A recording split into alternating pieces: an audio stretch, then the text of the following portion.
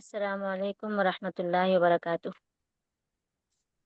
وعلیکم وعلیکم السلام۔ السلام ورحمۃ اللہ وبرکاتہ۔ وعلیکم السلام ورحمۃ اللہ۔ الحمد للہ رب العالمین، والصلاۃ والسلام علی رسولہ الکریم، اما بعد۔ قال رسول اللہ صلی اللہ علیہ وسلم الدعاء هو العبادہ۔ اللہ کا بے انتہا شکر احسان ہے کہ اللہ تعالیٰ نے ہم تمام کو دین سیکھنے کے لیے جمع کیا ہے، اور دعا یہ اس کے بارے میں نبی کریم صلی اللہ علیہ وسلم نے فرمایا کہ دعا ہی عبادت ہے۔ تو لہٰذا ہم جتنا دعائیں سیکھیں گے اتنا اپنے رب سے قریب ہوں گے، اور اتنا انشاءاللہ تعالیٰ دونوں جہانوں میں کامیابی و کامرانی ہماری مقدر ہوگی۔ اس کا انٹروڈکشن پچھلی کلاس میں ہو چکا تھا، لہٰذا آج پہلا سبق شروع کرتے ہیں۔ یہ آپ لوگوں کی کتاب ہے قرآنی دعائیں مناجات انبیاء و صالحین۔ انشاءاللہ تعالی ہم سب سے پہلے قرآنی دعائیں پڑھیں گے۔ اس میں سب سے پہلا جو آپ کو دعا سکھائی جا رہی ہے، سب سے پہلا جو سبق ہے وہ ہے سورۃ الفاتحہ۔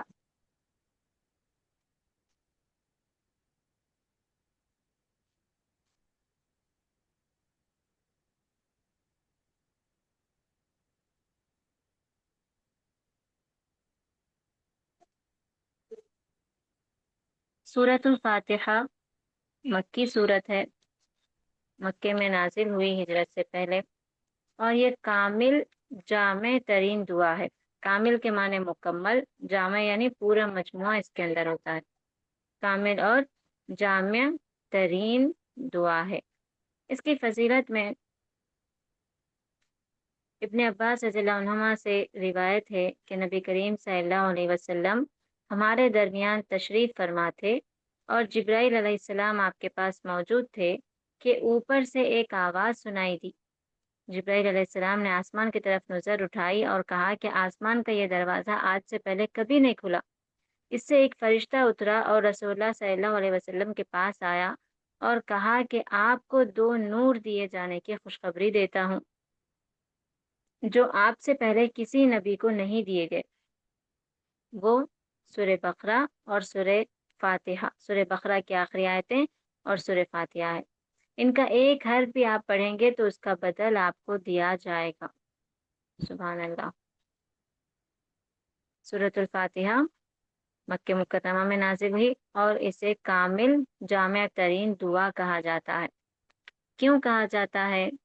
کیوں اسے کامل کہا جاتا ہے؟ کیونکہ قرآن مجید اور احادیث نبویہ میں اس کے بہت سے نام آئے ہیں، جیسے الصلاۃ، الحمد، فاتحۃ الکتاب، الکتاب، القرآن، السبع المثانی، القرآن العظیم، یہاں تک کہ الشفا، اسے شفا بھی کہا گیا ہے، الرقیہ، دم بھی کہا گیا ہے، الاساس یعنی بنیاد بھی کہا گیا ہے، الوافیہ اور الکافیہ بھی کہا گیا ہے۔ ان آیتوں کو اگر ہم غور سے پڑھیں گے تو اس میں آپ کو مکمل چیزیں، یہ قرآن کا ایک طرح سے خلاصہ ہو جا رہا، ٹھیک ہے؟ تو لہٰذا یہ بہترین صورت ہے جو صرف 7 آیتوں پر مشتمل ہے، لیکن اس کے کمالات بہت زیادہ ہیں، تو اسے بھی دعا میں شامل کیا گیا ہے، جس کے بارے میں امام بخاری رحمہ اللہ ابو سعید خدری رضی اللہ عنہ کی روایت لکھتے ہیں کہ ایک بار چند صحابہ کرام ایک جگہ پر پڑاؤ ڈالے، ایک قبیلے میں، تو ایک لڑکی بھاگتی ہوئی آتی ہے اور قبیلے کے سردار کو سانپ نے ڈس لیا۔ یہ خبر ان کو دیتی ہے، کہتی ہے کہ تم میں سے کوئی ہے دم کرنے والا، کیونکہ اس وقت علاج معالجہ آج کے اتنا ترقی یافتہ نہیں تھا، تو پھونک کر، دم کر کے، منتر وغیرہ سے وہ لوگ ٹھیک کر دیا کرتے تھے۔ تو وہ بھاگ کر آتی ہے اور کہتی ہے کہ کیا تم میں سے کوئی ہے جو ہمارے قبیلے کے سردار کو ٹھیک کر سکے؟ انہیں سانپ نے ڈس دیا ہے اور ہمارے جو لوگ ہیں وہ باہر گئے ہوئے ہیں، کیا آپ لوگوں میں کوئی دم کرنے والا ہے؟ تو اس قبیلے میں سے قبیلہ نہیں، اس جماعت میں سے ایک آدمی اٹھ کر جاتے ہیں، جس کے بارے میں وہ جماعت والے نہیں جانتے تھے۔ وہ جاتے जाके क्या करते, उस शख्स पे दम करने लगते, पढ़ने लगते। पढ़कर फूंकने के बाद कुछ ही देर में वो आदमी ठीक हो जाता। सुबह अल्लाह, गौर कीजिए, सांप का जहर है वहां पर, सांप का जहर उतर गया। तो उसने इनाम में 30 बकरियां दे दी। फिर जब वो वापस गए तो नबी करीम सल्लल्लाहु अलैहि वसल्लम से तमाम माजरा सुनाए। तो नबी करीम सल्लल्लाहु अलैहि वसल्लम ने उस शख्स से पूछा कि तुम्हें कैसे मालूम हुआ कि ये दम है, ये रुक़या है, सूरतुल फातिहा शिफा की चीज है। सुभान अल्लाह, देखिए गौर कीजिए आयतों को। ठीक है, तो यहाँ पर नबी करीम सल्लल्लाहु अलैहि वसल्लम ने उस शख्स से कहा कि सूरतुल फातिहा दम है, यानी इसके जरिए से आप इलाज कर सकते हैं, ये शिफा की चीज है। कैसा शिफा? सांप का जहर भी उतर गया। तो सोचिए, क्या ये मामूली आयतें हैं, मामूली सूरत है? नहीं। बिल्कुल नहीं है। ठीक है, यहाँ तक कि सूरतुल फातिहा की फजीलत में नबी करीम सल्लल्लाहु अलैहि वसल्लम ने फरमाया कि जो सूरह फातिहा नहीं पढ़ता उसकी नमाज ही कबूल नहीं होती। तो लिहाजा ये सबसे जामे दुआ है, कामिल दुआ है, इसे जितना हो सके उतना पढ़ते जाइए। अगर आपको कोई भी तकलीफ है, पेट में दर्द हो रहा, सर में दर्द हो रहा, या फिर सर्दी बुखार है, या कोई और तकलीफ है जिसका आपको इलाज नहीं मिल रहा, या आप बहुत परेशान हो रहे हैं उसके इलाज में, तो आप इस सूरतुल फातिहा को रुक़ैया की तरह पढ़िए, दम करिए। कितनी दफ़ा? 3 बार, 5 बार, 7 बार। नबी करीम सल्लल्लाहु अलैहि वसल्लम जो अहम दुआएं होती थी उसको ताखदद में पढ़ते थे, 3, 5, 7। ठीक है, 7 से ज्यादा की गिनती बहुत कम मिलती है, जैसे कि सिर्फ सुबहान अल्लाहि व बिहम्दी ये 100 मरतबा, कलमे तौहीद 100 मरतबा, ऐसा। तो आप इसे 3 मरतबा, 5 मरतबा, 7 मरतबा पढ़कर पानी में दम करके पी सकते हैं, या फिर लगातार भी पढ़ सकते हैं आप। मिसाल के तौर पे आप रात में सो रहे हैं, आपको सर दर्द हो रहा है, पेट दर्द हो रहा है, या खांसी है कि रुकने का नाम नहीं ले रही है, या नींद नहीं आ रही है, तो ऐसे वक्त में क्या करना है? बार बार सूरतुल फातिहा पढ़ सकते हैं आप, उसका विर्द करना। जब हम बार बार पढ़ते रहते हैं उसको क्या कहते हैं? विर्द विद। करना। काउंटलेस पढ़ते जाना जब तक आपको नींद नहीं आती, जब तक आपको रिलीफ नहीं मिलता, आप इसको सूरह फातिहा को पढ़ सकते हैं। तो दुआ के लिए जैसे मैंने आपको इससे पहले बता दिया था, उसके शुरूत, उसके आदाब, वो सारी चीज़ों को मुलाहिजा रखते हुए, अपने सामने रखते हुए सूरतुल फातिहा के साथ आप मदद हासिल कीजिए, सूरतुल फातिहा को अपने दुआओं में शामिल कीजिए। चलिए पढ़ते हैं। बिस्मिल्लाहिर रहमानिर रहीम। अल्हम्दुलिल्लाहि रब्बिल आलमीन। तमाम तारीफ़ें अल्लाह की हैं जो तमाम जहानों का परवरदिगार है। अर्रहमानिर रहीम, जो सब पर मेहरबान है, बहुत मेहरबान है, रहम करने वाला है। मालिक यौमिद्दीन, जो रोज़ जज़ा का मालिक है। यानी कौन सा दिन?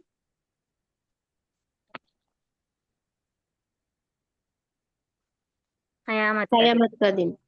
इय्याका नअबुदु व इय्याका नस्तईन, हम तेरी ही इबादत करते हैं और तुझी से मदद मांगते हैं। इहदिना सिरातल मुस्तकीम, हमें सीधे रास्ते की हिदायत अता फरमा। सिरातल लज़ीना अनअमत अलैहिम, उन लोगों के रास्ते की जिन पर तूने इनाम किया, ना कि उन लोगों के रास्ते की, गैरिल मग़ज़ूबि अलैहिम, जिन पर गज़ब नाज़िल हुआ, वलद्दाल्लीन, और ना उनके रास्ते की जो भटके हुए हैं। जी, तो इस सूरत में हम अल्लाह ताला से दुआ मांग रहे हैं, ख़ास तौर पर सिरात मुस्तकीम की। किसकी? सिरात मुस्तकीम। सिरात मुस्तकीम की। और इसमें अल्लाह ताला की 2 सिफ़ात हैं, अर्रहमान, अर्रहीम। ये अल्लाह रब्बुल आलमीन के अस्माउल हुस्ना में से हैं। तो इसके ज़रिए से आप अल्लाह से दुआ कर रहे हैं। लिहाजा जितना हो सका उतना सूरतुल फातिहा का विर्द करते हुए आप अपनी शिफा हासिल कर सकते हैं, अपनी तकलीफ़ों को दूर कर सकते हैं। अब यहाँ पर सवाल ये पैदा होता है, क्या खाने पीने पर भी, खाने की चीज़ों पर भी सूरह फातिहा दम करके फातिहा दिला सकते हैं?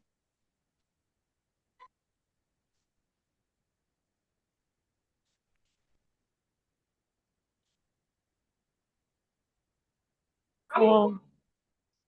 दिला सकते हैं? जी नहीं। क्यों नहीं दिला सकते?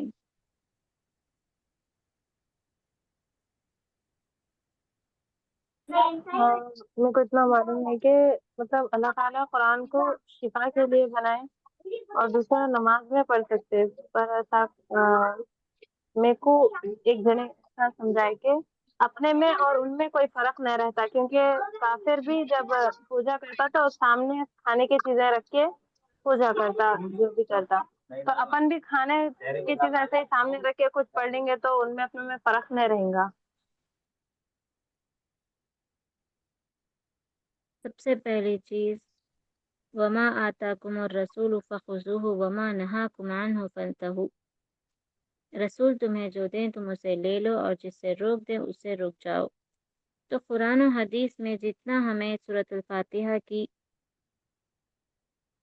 तशरीह मिलती है, सूरत फातिहा की फजीलत मिलती है, उसमें कहीं पर भी खाने की चीज़ों में दम करने का नहीं है, फातिहा एक दिलाने का सवाल कोई मेरे को सिर्फ फातिहा के बारे ताबीत में करना नहीं था है। आपसे। तो जो भी चीज़ आप खा रहे हैं उस पर सिर्फ नबी करीम सल्लल्लाहु अलैहि वसल्लम की सुन्नत के मुताबिक बिस्मिल्लाह पढ़कर ही खाना चाहिए। सूरतुल फातिहा को शिफा कहा गया है, यानी आप इसका दम कर सकते, पानी पर फूंक के पी सकते, लेकिन खाने की चीज़ों का नहीं है। जी, क्या सवाल है आपका, पूछिए।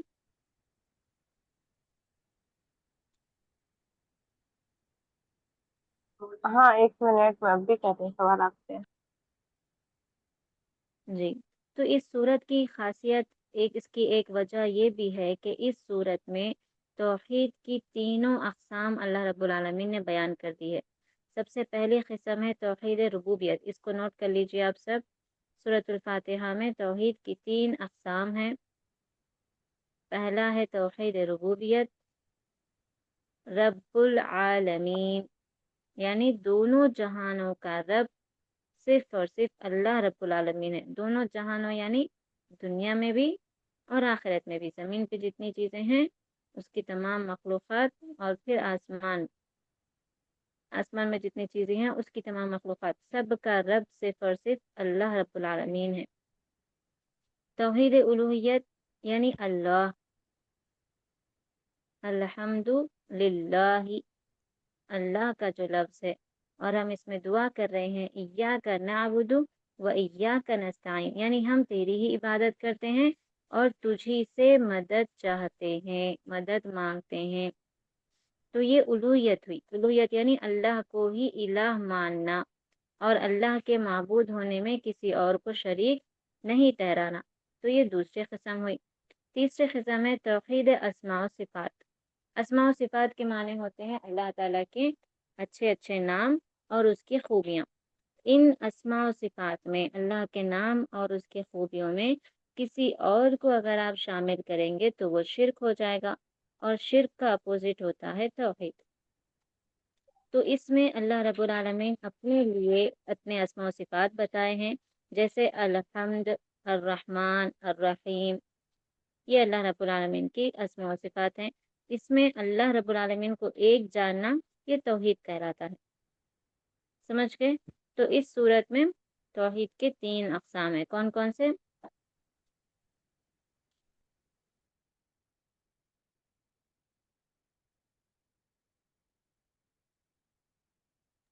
तौहीद के कौन से अक़साम हैं?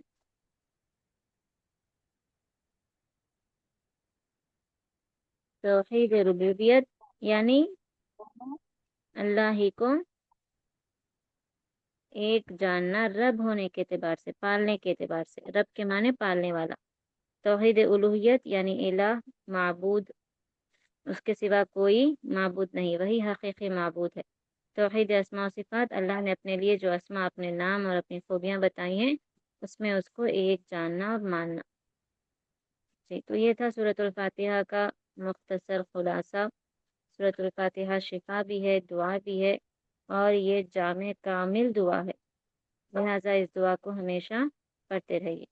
यहाँ तक सबको समझ में आ गया? कोई सवाल? मैं ऐसा सुनी, मेरे से ऐसा सवाल करे कोई कि नबी सल्लल्लाहु अलैहि वसल्लम कई मेहमान गए थे, तब उनके पास खाना कुछ कम था, तो तब अल्लाह ताला से दुआ करने के लिए हाथ उठाए थे।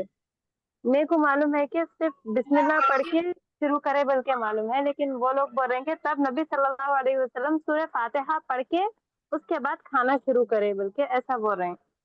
इसीलिए क्या है, तो सूरह क्या हम लोग अभी मतलब फातिहा दिलाते हैं, सूरह फातिहा पढ़ते हैं, दरूद शरीफ पढ़ते हैं, इसके अलावा कुछ भी नहीं पढ़ते हम लोग। ऐसा सवाल हो रहा है, इसका जवाब उन लोगों को क्या देना चाहिए?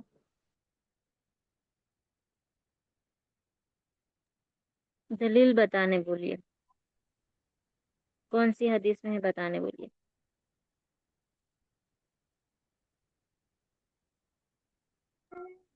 ये सवाल के ऊपर क्या हो रहा है मालूम, कि क्या खाने पीने के बारे में भी अब क्या कुरान में रहेंगे क्या, ऐसा सवाल कर रहे देखिए, सबसे पहले चीज अक्लमंदी ये है कि आप जो बात रख रहे हैं, आपको आपके पास की दलील होनी चाहिए। हैं। सामने वाला कुछ कह रहा है तो आप उनसे उसकी दलील मांगे। आप ये कहेंगे कि ऐसा नहीं करना है, ऐसा करना है, तो वह आपसे बहस करेंगे, हुज्जत करेंगे। तो लिहाजा आप उनसे ही सवाल कीजिए कि अगर आप ये कर रहे हैं तो दलील बताइए। अगर वो सिहाह सित्ता सही अहादीस से साबित है तो ठीक है, हम भी करेंगे। जी नहीं है तो आप उनका जवाब उनको खुद मिल जाएगा, आपको ज़्यादा जहमत करने की ज़रूरत नहीं पड़ेगी। ठीक है। जी जी।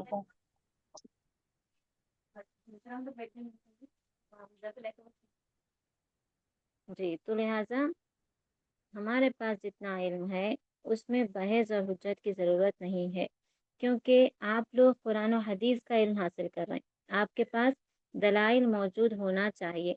अब सामने वाला अगर आपसे कुछ कह रहा है कि इस तरह से करना है, इस तरह से हम करते हैं, हमारे बाप दादा वैसा करते थे, तो आप उनसे दलील पूछिए। दलील के माने या तो कुरान से कोई सबूत रहना या हदीस से कोई सबूत रहना, या कुरान और हदीस दोनों से कोई सबूत रहना।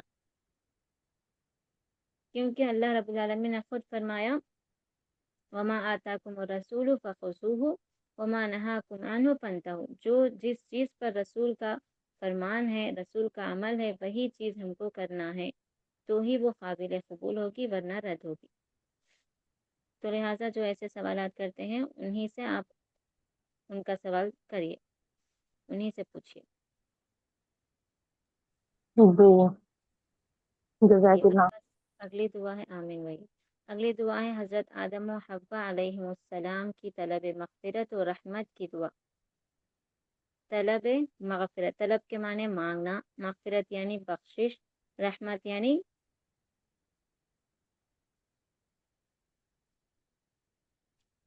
रहमत एक ऐसा लफ्ज़ है जिसकी तशरीह में सारी भलाइयाँ आ जाती हैं। अगर अल्लाह रब्बुल आलमीन की रहमत किसी शख्स पे आ गई तो उसके हक़ में सारी भलाइयाँ आ जाती हैं। तो ये चीज़ आदम अलैहिस्सलाम ने मांगी थी। रब्बना ज़लमना अनफुसना, रब्बना ऐ हमारे रब, ज़लमना हमने जुल्म किया, अनफुसना हमारे नफ्सों पर यानी अपनी जानों पर, अपने आप पर, व इल्लम तग़फ़िर लना और अगर आपने हमें माफ़ ना फरमाया, व तरहमना और हम पर रहम ना किया, लनकूनन्ना मिनल खासिरीन तो यकीनन हम नामुराद लोगों में शामिल हो जाएंगे। खासिरीन नामुराद यानी कि खसारा उठाने वाले, नुकसान में रह जाने वाले। तो इस दुआ का वाक़या मुख्तसर ये है कि जब अल्लाह रब्बुल आलमीन ने आदम अलैहिस्सलाम को पैदा फरमाया, आपका इम्तिहान हुआ, आपका इल्म पर सब पर वाज़े हो गया। इल्म की बदौलत ताज़ीमन सजदे का जब अल्लाह रब्बुल आलमीन ने हुक्म दिया तो इब्लीस मुकर गया, गुरूर में आ गया, तकब्बुर में आ गया, हसद में आ गया। तो अल्लाह रब्बुल आलमीन ने उसको इब्लीस कहा और जन्नत से निकाल दिया। तब उसने शर्त लगा लिया कि मैं जितना हो सके उतना तेरे बंदों को बहकाऊंगा और साबित कर दूंगा कि ये सब कुछ, ये तेरे सारे बंदे जन्नत के लायक नहीं हैं।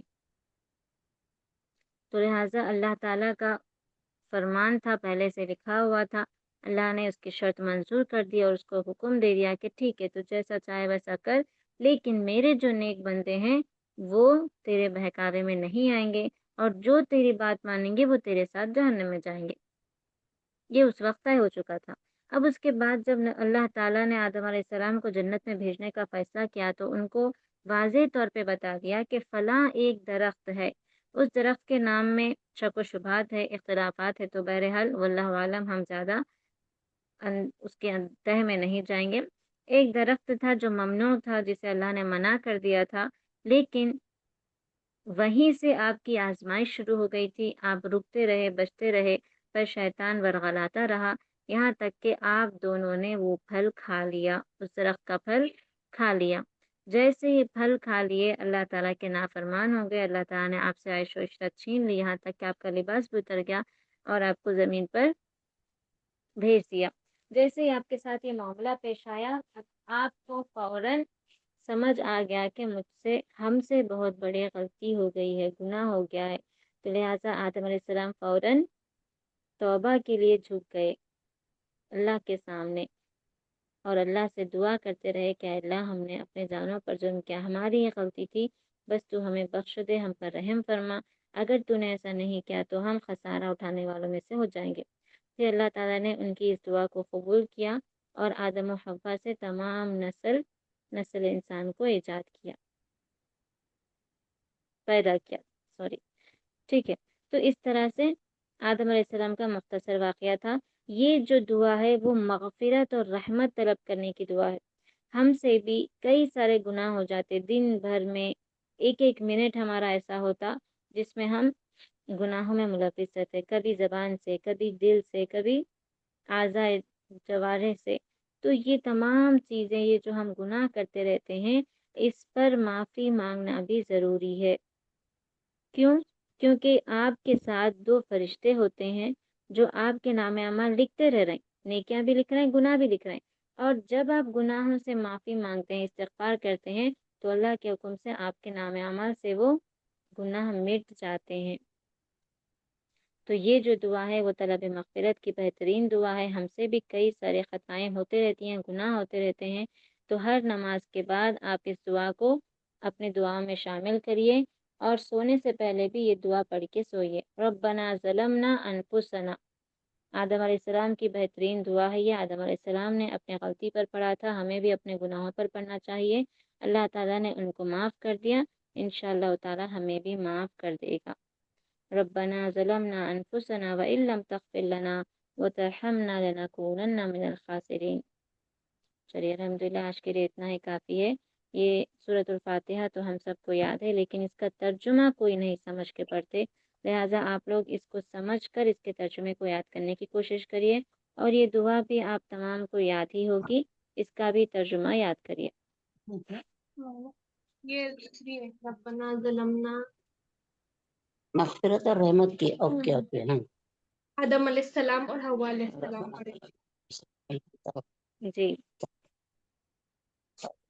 تو کیا ہے اے ہمارے پروردگار، ہم اپنی جانوں پر ظلم کرے گزرے ہیں، اور اگر آپ نے ہمیں معاف نہ کیا۔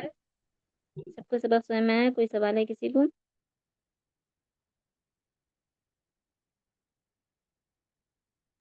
باجی یہ بک کا PDF آپ سینڈ کرنا لے کے؟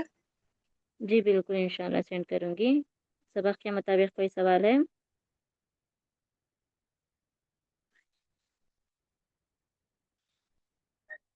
ٹھیک ہے، تو اسی کے ساتھ آج کی کلاس ختم کرتے ہیں۔ سبحانک اللہم و بحمدک ونشہد ان لا الہ الا انت ونستغفرک ونتوب الیک۔ والسلام علیکم ورحمۃ اللہ وبرکاتہ۔